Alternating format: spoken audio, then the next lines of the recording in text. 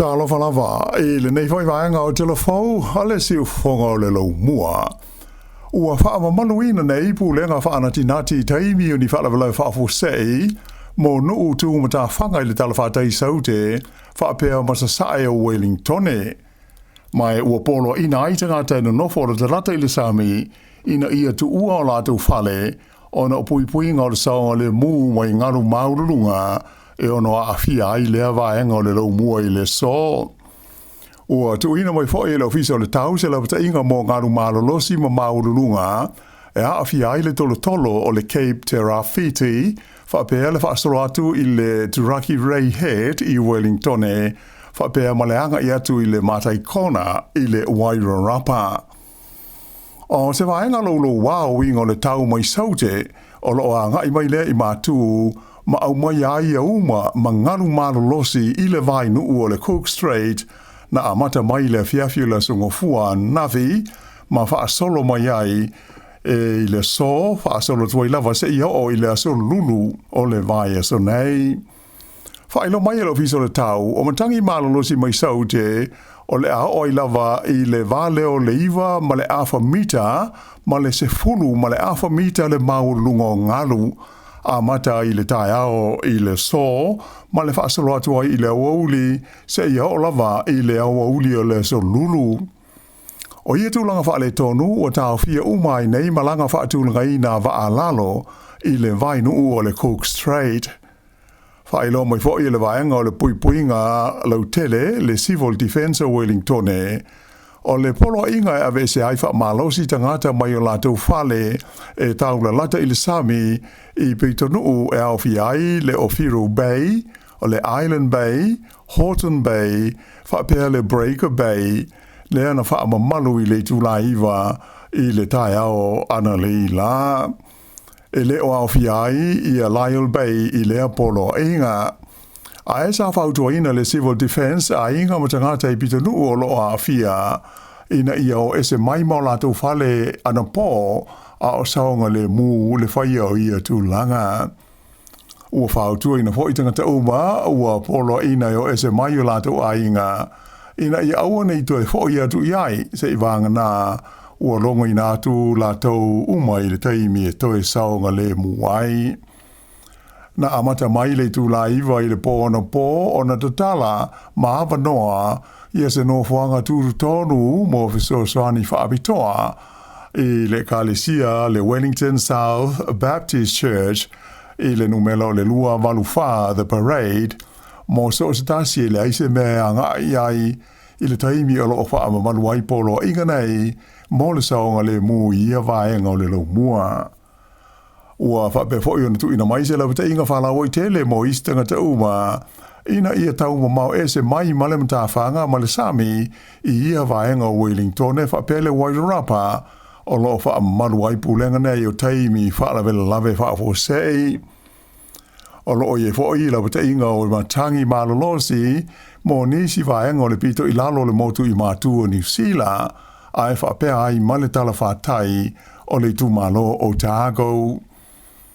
O le malanga whaatulanga ina le waa o le Blue Bridge mai Wellington e Picton i le afa o le valu ona pō na tau fia i le ima whai ona whaia.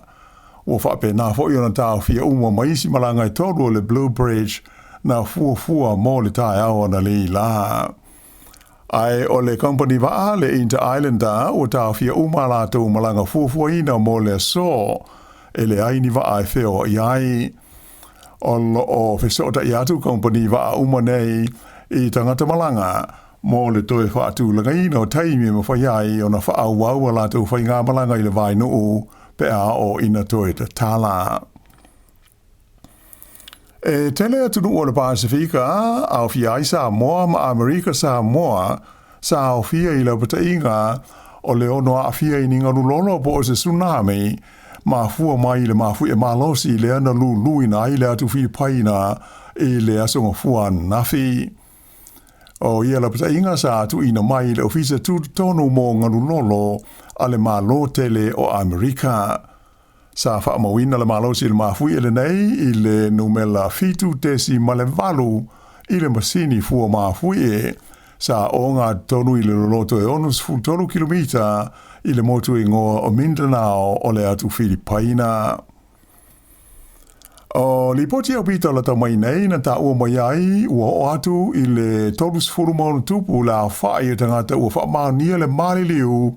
ona o le mafu i malosi le nei na awhi ai i le motu le o Mindanao i le atu Filipaina i le asonga fua. Ua o i le selau tolus fulu maunu tupu la whai e tangata na manunua a o wha ngā solo ai ngā luenga la vea i mo isi o lo o leiloa o masalumia le tanumia i lalo solo ele a toa mawhale na nuti palaina i le malosi le mafui e.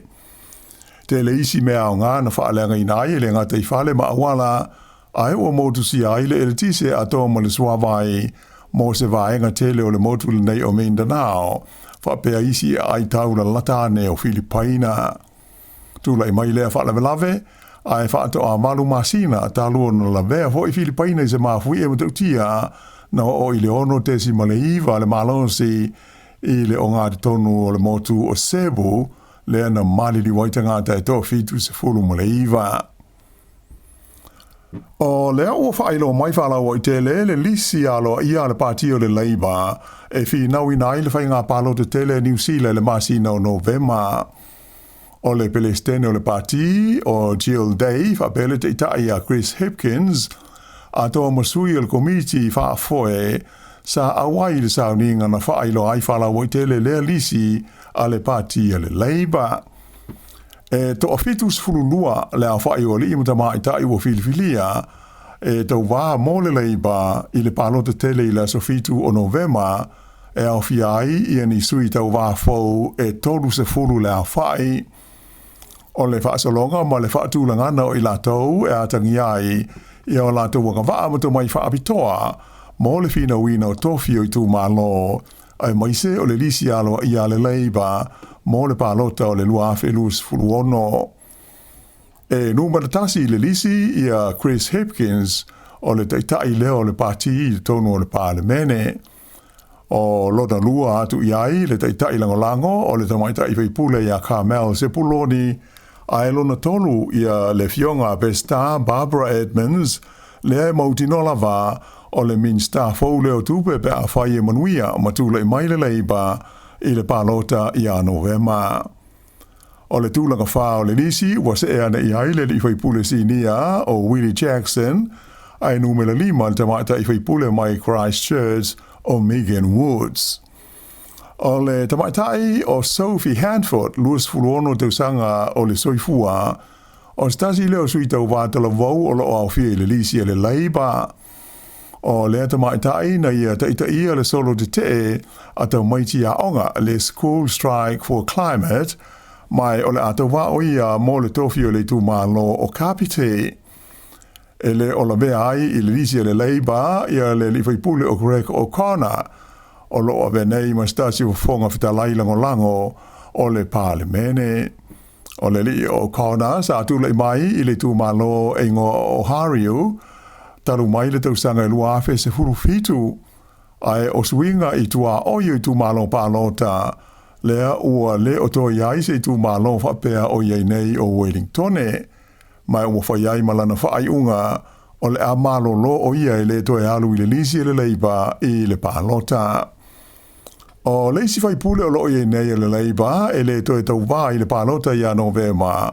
o le li o Duncan Webb, lea o lo o tūla i mai li tū malo Christchurch Central, ua uma na ia whaai lora na wha moe moe, e malo lo mai upu whai o malo i le masina o ke topa. Ai o isi whaipule Pasifika o lo o iai le Labour, o lo o fia uma i le lisi le nei, la tau ia e au fiai i a le li o tangi utikere i le numela se fulu ma le wha,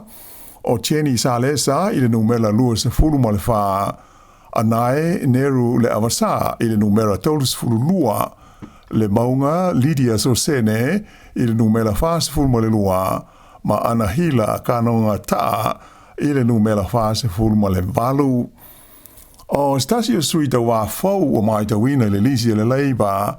o le tamaitai a Henrietta Hankin tangaloa i le numela onu se fulu ma le fitu. O whaelo mai le lisi alo ia le nei le leiba, ai to e 5 masina ia o lo toe o na alo leo New Zealand ila na whainga palo te tele i le asofitu o le masina o Novema. O le vaenga o le puipuinga po o le Defence Force ale malo New Zealand, o se tasi leo matanga luenga au bito i mawa e vaenga tupe, ua tu ina atu ia i le tala utu o le tupe o le tausanga nei. Peitai e manatu le whailau tusi o taua ale malo tele o Amerika o Pete Hegseth e le tai o na lava lea mai e whae ngoa ia New Zealand o se tasi o tunu o lo ti e fua i le malo si wha fita o isi ai mai se ale malo o Amerika. O le tausaka o mawai lea sa wha si sila ai le whainga malo so wha tasi New Zealand. Ia le whaalua ina leo vai ngā tupe whaanganga mō ngā ruenga whai le ofisa o le puipuinga i lalo se fuafuanga whaataatia o le puipuinga e whaai ngoa ina o le Defence Capability Plan lea u whaawe moe o le RCTI ia le fua e 2% o le GDP ia la whaai tupe mō le fita i le tausanga e lua awhe tolu lua a ngā iatu i le lua awhe tolu tolu. Peita ila o ia fuafuanga ma lea whainga e ali di mai e le lava lea i le manatu o le malo tele o Amerika. O se fontanga la tamai nei na whaia i Singapore na whaaria manino ai e Pete Hegseth e le whailau tusi leo taua le malo o Amerika. E te taua na o i le tolu ma le 0.5% o le GDP o tunu uma e whaalu i la tau fita ma vaenga au o le puipuinga.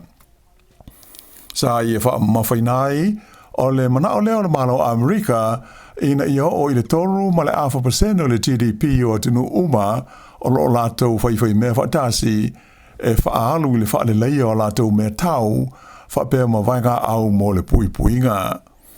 Na ia tā wai, o tunu e le mana nao i lea whainga, mauti no lava, e iai se swinga tele lo lātou wāwhenga iai ma le malo Amerika i le lumanai. O le tala utu o le tupe ala malo New Zealand mo le luafe luas furuono luas furufitu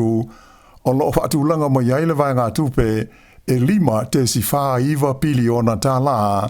mo le vaenga le nei o le puipuinga po le defense o se au whainga ua tu la latatu i le 2% o le fua o le tamao a inga o le tunu o po o lona GDP. I leisi vaenga o le tātou Tala sa fesoani le auti nei mu e ave i fafo ia le ave ta vale na poloka i do tonu o na loli le na mu ina ua feto ai ma seisi loli le telenu me le tasi i matu le ai o Christchurch i le tae au le songo fua. Fa ilo mai le vaenga fesoani le St. John e whapea e do tasi le tangata na manu o ti ngā ina i le fa lave mai sa awinane il fale mai mo tongo fitinga. Na umis taimi o tāpunia le mga ala i le vā o le Downs, whapema le Factory Road, i mātua kala i stete, ona o lea whaalewe le tae au nafi. Ua whailo mai le fia o le malo, ai maisele komisino le leo i a Richard Chambers, i le lisi alo i o sui tau vā le pati o le Labour, le asa whala waitele i le songo fua. O le mafuanga o le whaasea o le komisino le leo. Ona, o se tasi o sui tau vālo o au fia ai lea lisi le Labour. O le li ita i le leo ingoa i a Rakesh Naidu. O le li le nei o Naidu o lo o umia le tūlanga tofi sinia o le superintendent i le tonu o le matanga luenga leo i le taimi nei. Ai o lea ua whailo mai e lona se furu tolu lona ingoa i le lisi o sui tau vā ale pati le Labour. O le tūlanga māwalunga i le lisi, e mauti no lava, le ofia tuai o le li leo le nei le tonu o le parlemene, pe a uma le pā lota. E manatu le komisino le leo, sa te tau, i le li le nei o na vave whaai atu lo na wha moe, e fia vea o ia o se sui tau wā i le pā lota o lo loma nei i a Novema. O le li taita i le leo le nei, o lo ulu i ai le vaenga e whea ngā i mamata upu e a fia aitanga Maori, a tō maista ngāta o New Zealand i le wāwhenga iai malamtanga luenga o leo leo. Whaari ai e le li komsina o ia o se taita i leo leo le lei maanga waa. Tangata le nei o Rakesh Naidu Peitai, ona o le o manino mai na wha moe moe, e fi atu I upwhai o malo atonu, ua le tāla whenga iai ona toe wha awawina le tau aweina ona tiute o loo iei nei I le matanga ruenga. O tau whaola I le whale mai le awe taawale na la vela na taawale a tau mwhai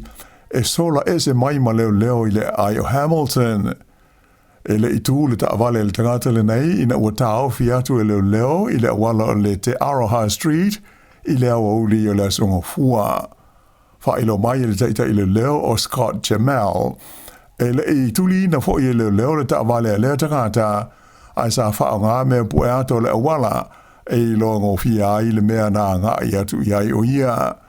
Sa mai tawina le alu sao peo le taawale se ia o ina la vea po le te ale titi o le tūlai se furulua I le awa uli o le songo fua. To a whaata gata na manu nua I le a whalewelawe e au fia I mana awe taawale le o loo iei nei se tūlanga tinga ina I le whale mai. Ua manu alo le siampini o le liki le kapia Japani le au a le Kobe Steelers le ana su e fusi ai ma le au a le Kubota Spears I le asana te anei. O ai o le tāronga mātaina e luas furulua le Steelers I le se furuma le tolu le Spears. O le au le nei a le Kobe Steelers sa whaia o ngā ulu aile li o Dave Rennie le ua uma o na Filipinia e awe ma whaia o ngā ulu fau o le Olopeleki. Mai o lana tālonga whai ulea mō le kalapuli nei a Japani, a o le I malanga mai e tau awe o na tiute o le tau aweina leo le Olopeleki a New Zealand. Sa ta alo ai le aule nei e le Steelers, I Olopeleki o Adi Savea, whapea Anton Lynette Brown, ma stasi fo I sa Olopeleki tau sanga tele le o Brody Retallick. Whaailoa reni ina ua uma le tālonga I le sa,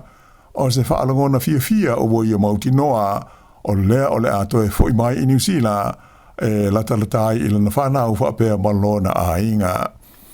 O le aso lus fulu o Juni, lea o le a whailoma iai le au o la Filifilia le Olopeleki mō tālonga whaale wāo ma lo ma whalani Italia a whapea ma aialani I le masina fau o Iulai. A uma ia tālonga ona malanga ai leo le Olopeleki mō lana taaminisanga I a Fili kai saute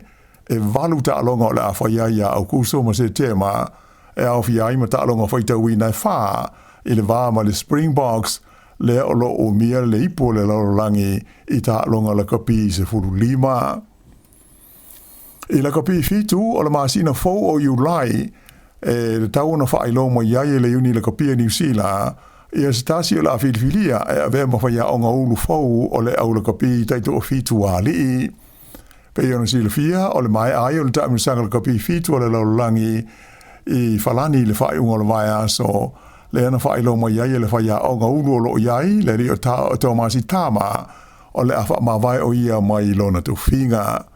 Wono tau sanga o a whia tāma I le pulenga o le au le kapi fitu o New Zealand o stasi fo I tele tu sanga o te alo ai le aule nei a New Zealand mai le luafe ma le lima e o mai le luafe se furu lima whailo mai le uni le kapia New Zealand e le tau na wha mautuina le tau fio se whaia o ngā ulu fau I le masina fau o Iulai. O le wha ai unga leo telefau